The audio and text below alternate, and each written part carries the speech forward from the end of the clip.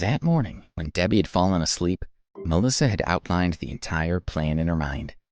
She wanted to snatch Alex for herself and make him feel completely disappointed in Debbie. The previous day, Angelina Sanders had revealed something to her. She had said that if a woman got pregnant with a man's baby, then no matter how much that man disliked her, he could only resign himself to his fate. So, Melissa's ultimate goal was to get pregnant with Alex's baby. Melissa thought about this. She found Lou Rourke's number in her contact list and pressed it. Soon, Lou picked up the call. "Beautiful girl, why are you calling me? Are you free? I'll treat you to a meal," he said over the phone in a vulgar voice.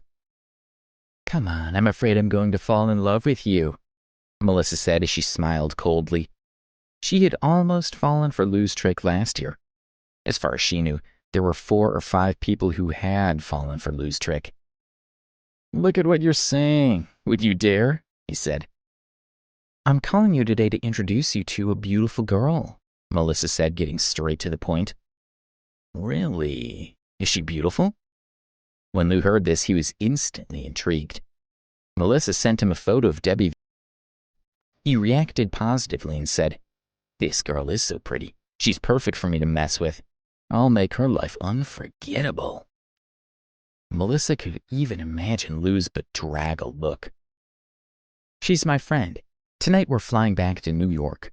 Her boyfriend's name is Alex, so you can tell her that he told you to pick her up, and she should follow you to the car. As for what we're going to do next, I think you know better than me," Melissa said. "Of course. She's that kind of a noob. So it's easy to trick her then. But I don't even know her boyfriend, so how would she believe me?" he said. "You don't need to worry about that. I'll arrange it for you. Just do what I told you to do. What's your license plate number?" she said, along with a few more words to him before hanging up. She played with her phone, planning things out in her head. A few minutes later, she stopped checking her phone. Then she opened her SMS interface and sent a message to Debbie. That morning, she had even forged the text messages she had sent between Debbie and Alex. As long as Debbie didn't look at the date and time, she wouldn't notice anything amiss. Plink, plink. Debbie took out her phone and saw that it was a text from Alex. "Debbie, I'll be very busy today. I'm still in a meeting and might not be able to pick you up at the airport tonight. But don't worry, I'll ask my friend to pick you up. His name is Lou, and he drives a cab." Debbie was slightly disappointed. At the same time, she was a little confused. Why did Alex have a friend who drove a... she wondered. But when she thought about his identity, Debbie understood. She was feeling that his text message was a bit weird, but she couldn't figure out why. Debbie dropped her phone on the bed and slowly walked over to her suitcase. She took out a locked notebook. It was her diary. Since high school, she had been in the habit of keeping a diary as a way of relieving her stress and expressing her feelings. Whether it was happiness, sadness, or pain, she would record it in her diary. She sat down at the desk and started writing.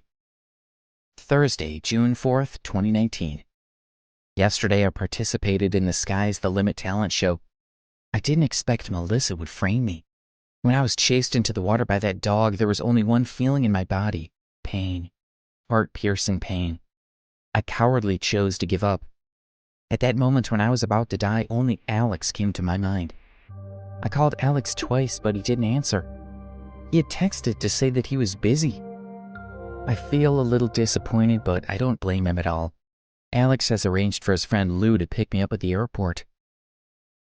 After an hour of writing, Debbie slowly closed the diary and locked it with its delicate lock. Her diary had never been read by anyone. At 7 o'clock in the evening, Janice brought Debbie and the others down to the lobby to take a taxi to the Chicago International Airport. After nearly a 2-hour flight, the plane landed in New York. Janice and Rita supported Debbie as she slowly walked out of the terminal. They had planned to send Debbie to New York's General Hospital first, but she refused. "Janice, Melissa, don't worry about it. I'll go with Alex," Debbie said as she smiled blandly. "Alex told me that his friend would come and pick me up." "Oh, Oh, so you're waiting for your boyfriend's friend. Janice, there's no need to rush Debbie. After staying in Chicago for such a long time, she's worried about not seeing her boyfriend, Melissa said, joking around because she wanted to get Janice and the others to leave this matter alone. That won't do. Call Alex now and we'll feel better when we see him, Janice said.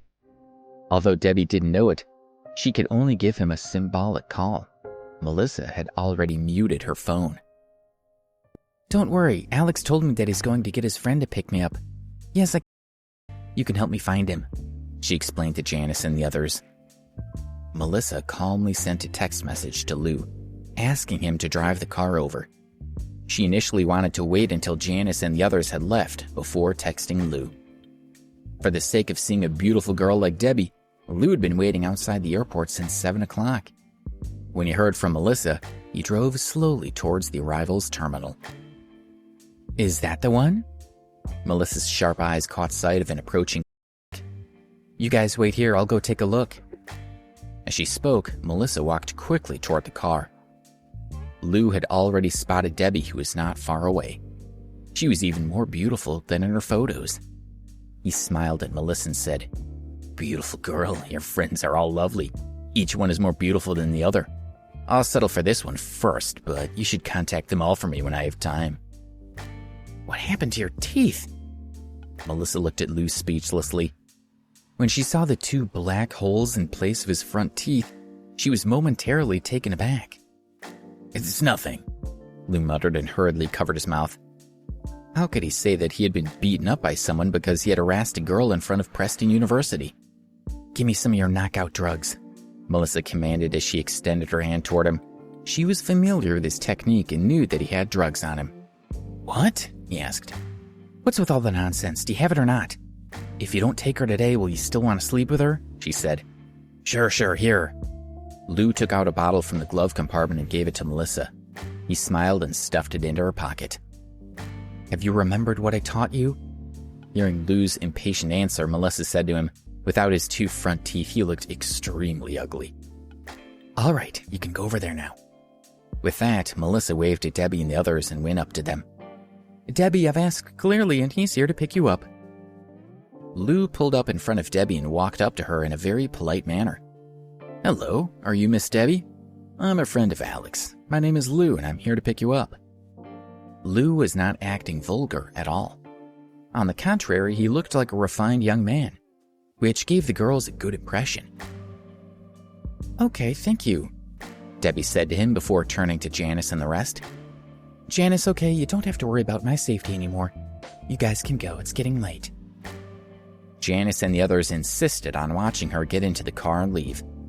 She got in the passenger seat, waved goodbye to Janice and the girls, and Lou slowly drove away.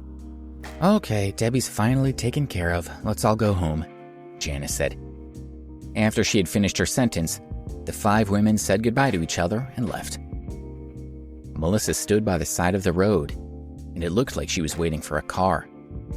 When she saw that everyone else had gone, she returned to the arrivals entrance. If she missed her great opportunity that night, it would be much harder to get close to Alex. If she could get pregnant with his baby, it would be equivalent to winning the lottery. Even if Lou's deeds were eventually exposed, she didn't believe that Alex would do anything to her after she was pregnant. After planning what to say for a few minutes, she took a deep breath and dialed Alex's number. Hello, who is this? His voice excited her. He was from a very wealthy family. Hello, Alex. I'm Melissa, Debbie's friend from the girl group. We've met, Melissa said with extreme gentleness. She was a little nervous.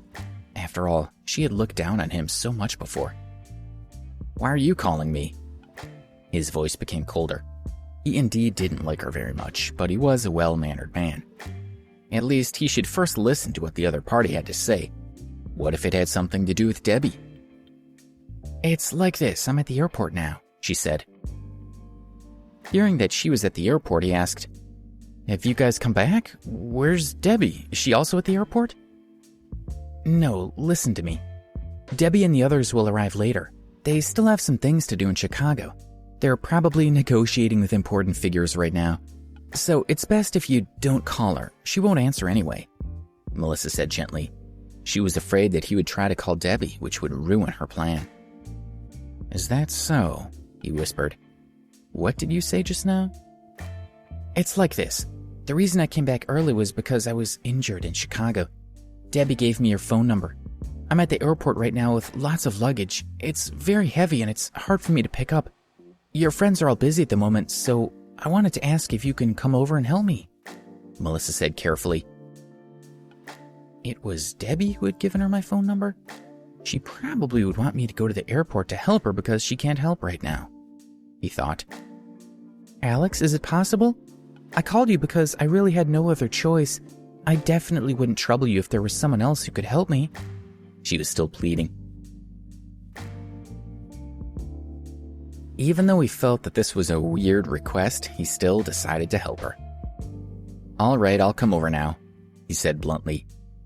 He called a taxi and went straight to the airport. Please subscribe to the Pocket FM YouTube channel and press the bell icon for instant notification. Check out our channel for more such exciting shows.